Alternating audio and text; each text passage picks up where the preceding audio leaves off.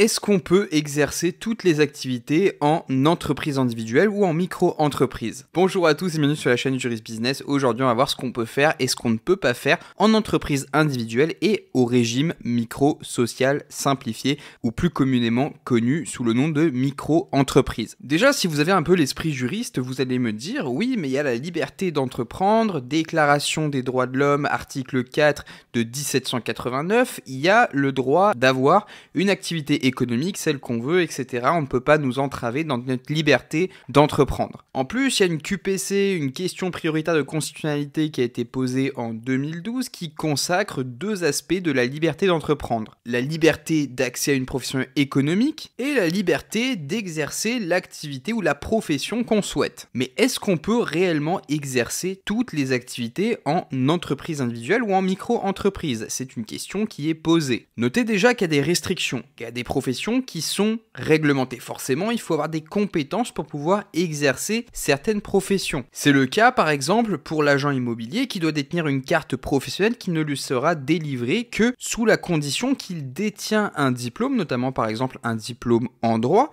ou alors qu'il a justifié d'une expérience professionnelle en tant que salarié d'au moins 10 ans. Il doit également répondre à des conditions d'honorabilité et souscrire une assurance spécifique. On a aussi les auto-écoles qui ont aussi l'obligation d'obtenir un agrément préfectoral depuis 2001 et de cette manière, elles peuvent dispenser des leçons de conduite à titre onéreux, évidemment les leçons de conduite qu'on connaît tous parce qu'on est tous passés par là. Ensuite, vous avez d'autres activités comme par exemple tout ce qui va être au secteur de l'assurance, les bouchers qui sont soumis à des exigences de qualification professionnelle, les bureaux de change, les débits de boissons qui doivent obtenir également un agrément, ils doivent avoir une licence, les experts comptables, les gardiens de chiens, les pharmacies, les transporteurs routiers, notamment les poids lourds. Et oui, pas tout le monde ne peut conduire un poids lourd, on est d'accord, ou pas tout le monde ne peut avoir une pharmacie, il faut quand même connaître évidemment les médicaments qu'on va dispenser aux gens et avoir un minimum de connaissances en la matière. Forcément, pas tout le monde ne peut être médecin, je peux pas m'improviser médecin, forcément, il me faut un agrément, il me faut une qualification professionnelle. Donc pour le coup, là, on comprend qu'il y a quand même des restrictions à ce régime, même en entreprise individuelle. Ces activités-là sont réglementées en entreprise individuelle.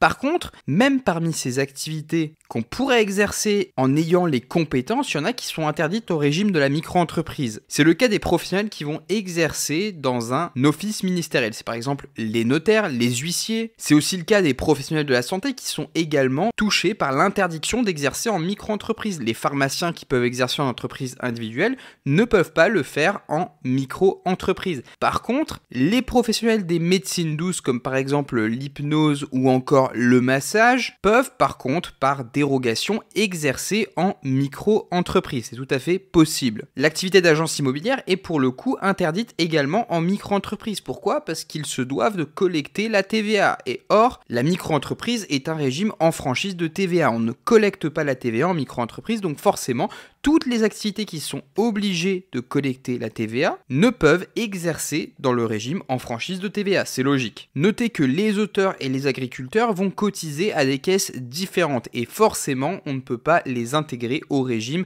de la micro-entreprise. C'est aussi le cas de toutes les activités du secteur de l'assurance qui sont extrêmement contrôlées. Elles ne peuvent pas non plus s'exercer en micro-entreprise. Donc on le voit, même si sur le papier, techniquement, on a la liberté d'entreprendre, etc., elle est quand même tempérée par certaines réglementations et certaines interdictions. Vérifiez bien l'obligation de collecter la TVA. Est-ce que votre entreprise, est-ce que l'activité que vous voulez exercer est soumise à une obligation de collecte de TVA ou non? Déjà, ça vous donne une première indication sur le fait de pouvoir l'exercer ou non en micro-entreprise. Si vous ne pouvez pas l'exercer en micro-entreprise, vous pourrez l'exercer en entreprise individuelle. Après, il faut également regarder si jamais vous êtes dans le cadre d'une activité qui va être réglementée. Si la vidéo vous a plu, n'oubliez pas de vous abonner, de mettre un pouce bleu et moi je vous retrouve dans les deux vidéos qui s'affichent à l'écran.